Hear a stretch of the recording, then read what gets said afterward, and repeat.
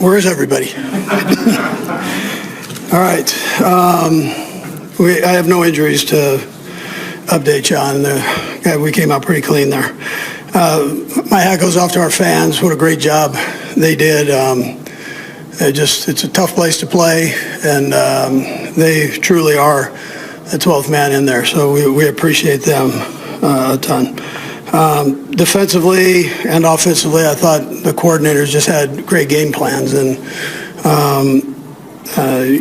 with the coaches, the assistant coach, I thought they did a nice job likewise. And then there were some good personal things that went on. Pat Mahomes, he had a great day, and then Kelce, it was great to see him rolling 6 catches for 78 yards. Hollywood, getting him into the mix, and he did a nice job. Pacheco had a nice day, and all of that because the offensive line played well. Andy Heck does a heck of a job with that, no pun intended. And then 6.1 yards per play, which was great there. It was a positive. And then special teams, I thought our return game was good. We didn't have but one punt, and then we got Bucker a field goal, which was great, man. He did a nice job with that thing, drilled it.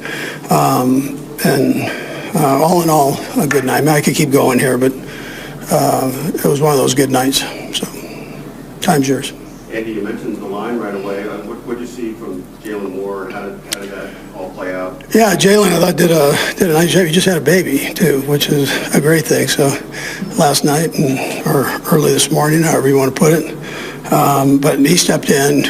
Josh was gone for personal reasons, so for him to step in was a nice thing, and I thought he did a nice job. And tribute to Andy for rolling those guys during the week and getting that part done. And when did you realize or understand you wouldn't have Josh, and when might you expect him back? Yeah, we'll see. We'll see. You know, when he's back, he's got to take care of that, and then we'll see where it goes from there. But we were aware of it. Yeah. You just learned today, or last night? Doesn't matter, Vahe. Coach Reid, Yeah. how did y'all go from 13 penalties last week to 0 exceptions this week? Yeah, so penalties are kind of a crazy thing. So it's sometimes they come in waves. So I thought the officials did a nice job, but I thought our guys did a nice job of correcting some of those, you know, with a good conscious effort to put forward there. So, yeah, it was a positive though, really. Andy, the initial 4th down that you went for inside of 10-yard line, just take me through that decision. Yeah, I mean, the decision, I thought it was the right thing to do, especially when you're playing a team that scores a lot of points. But I just thought it was the right way to go. Those are all subjective decisions. And then I know if you talk to the stats guy, they're going to tell you to go for about every 4th down. And Frazier does a good job of keeping it within reason. So, but listen, it was the right time to do that. The way the offense has been playing last week, and then the way they started out the game, does that make that decision? Does that kind of swing? Yeah, well, sure. I mean, it helps when we're doing okay. Yeah, that sure does. Yeah. And you mentioned the game planning offensively and defensively, but to what do you attribute kind of the surge in the last 3 weeks or so and how the offense has been? Yeah, I know. I mean, I've said this, but getting one back was a big thing. Xavier brings a lot of energy, and he can do a lot of things for you. And then he has an attitude there that he brings, and getting Rasheed back in the building, I also think was a big part. I think they felt that they were whole again, at least by body there. So that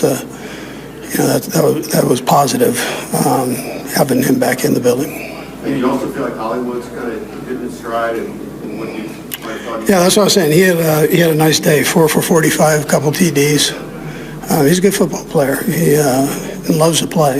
So I'm trying to give him the ball in many ways. We had the jet sweep to him, which was good, and down in there in the red zone. So that was a helper. Coach, their first drive was 15 plays, and they got down there and looked like they scored a touchdown. Were you aware of the teal hat? Yeah, actually, the official told me right away what went on. So yeah, but that was weird. And so you don't see that very often. It was a different kind of play too. So they're very creative in what they do, and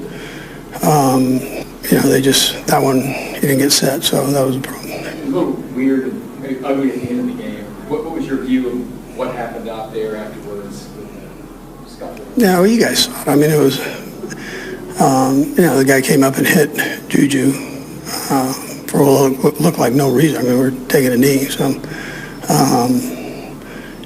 that's tough. I mean, put pretty good damage on Juju's nose. Andy, you scored touchdowns there right before halftime and right after halftime. How big was that in the game?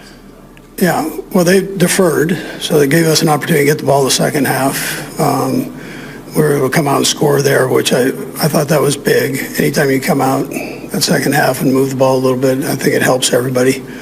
And then the first half, it was a good drive. I can't say enough about, the Nagy's, the Blameyers, these guys that put that plan together, man, Connor and the whole group just had some good stuff. Todd Pinkston and his, De Leon, we've added into the mix here, and he gives us a nice perspective from the defensive side, and he's kind of gotten into the offensive part of it too, so that helps just with putting the game plan together. But I thought it was a thick game plan. And you mentioned Travis earlier, but can you elaborate a little bit on what you see about why he's so effective tonight, particularly? I think he came back in great shape. I think he's been playing well all along. He particularly these last 3 weeks. So he came back in good shape though. And at his age, that's important. That's a big thing. Last one, Sam. And you mentioned the offensive line, but not just protecting on each individual play, but just the impact of what they've done maybe the past couple of weeks. Yeah. You noticed that that's had. Yeah, you had asked me that before, and I agree with that they've gotten better as we've gone on. The young guys, or in this case, Jalen jumping in and doing his thing. So it's a good group, and they're physical. I think if you could take something away from this game, when they bear down, they can bear down. So that ends up being important. Thanks, Coach. On a brisk October night, the air inside Arrowhead Stadium thrummed with electricity. The Kansas City Chiefs, teetering on the edge of mediocrity at 2-3, needed a statement win against the surging Detroit Lions. Yet, as the lights blazed and the nation tuned in, one question dominated the conversation. Could Travis Kelce, the aging tight end whose dominance once felt inevitable, summon another night of magic? Kelce, the very image of reliability for years, had begun to show cracks. The 2024 season was unkind, and early 2025 suggested a player grappling with time's relentless march. Yet, with the world watching, Kelce delivered a vintage performance.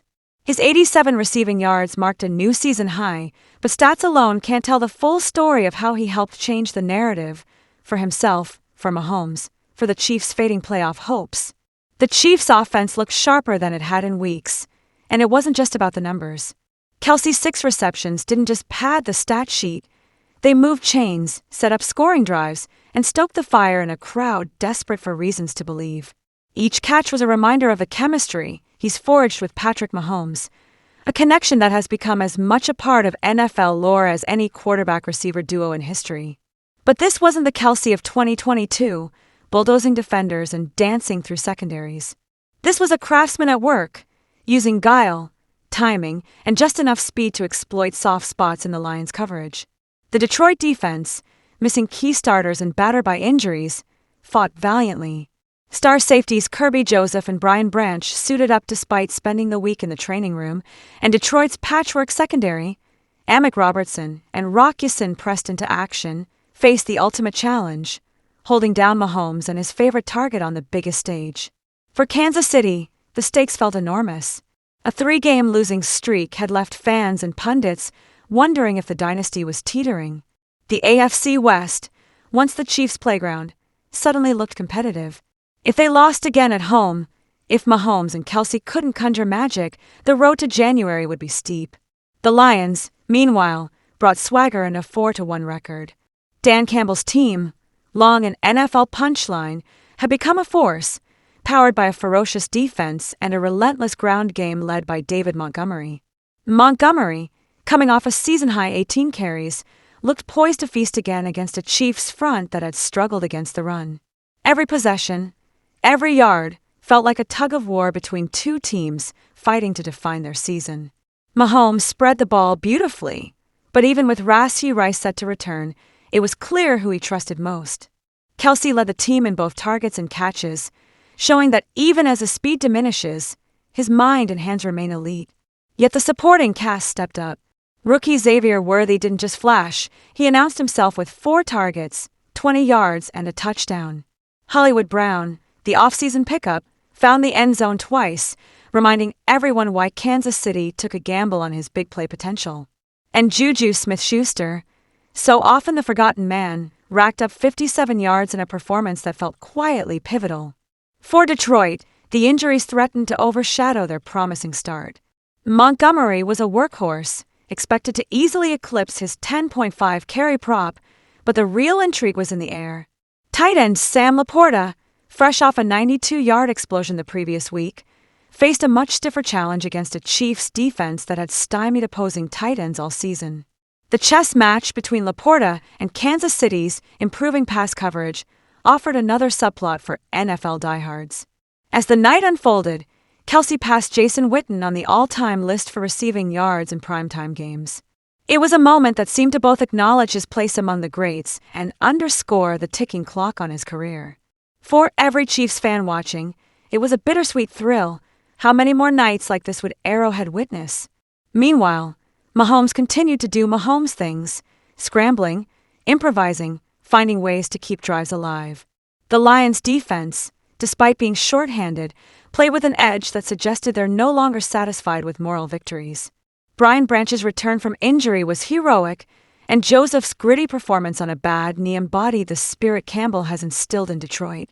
What made this Sunday night football clash so compelling wasn't just the playoff implications or the individual milestones. It was the sense that both teams were fighting for something bigger. For Kansas City, it was about proving the window isn't closing. For Detroit, it was about claiming respect on the national stage. Even the prop bets carried drama. Would Montgomery hit the over on carries again? Could Laporta break free against a stingy Chiefs defense? Would Kelce defy the odds and rack up yardage against a Lions team that had allowed just one tight end over 45.5 yards all season? Every snap felt loaded with meaning, every play a chance for narrative to shift. By game's end, Kelce and Mahomes had once again shown why their partnership is the envy of the league. Their rhythm, their trust, their unspoken communication, these are the intangibles that championships are built on. And as Kelce jogged off the field, spent but smiling, the future suddenly looked a little brighter in Kansas City. In a season full of uncertainty, one thing remains clear. As long as Mahomes and Kelce share the field, the Chiefs have a fighting chance. And for NFL fans everywhere, that's a story worth tuning in for, week after week, under the bright lights, as legends are made and memories forged in the heart of America.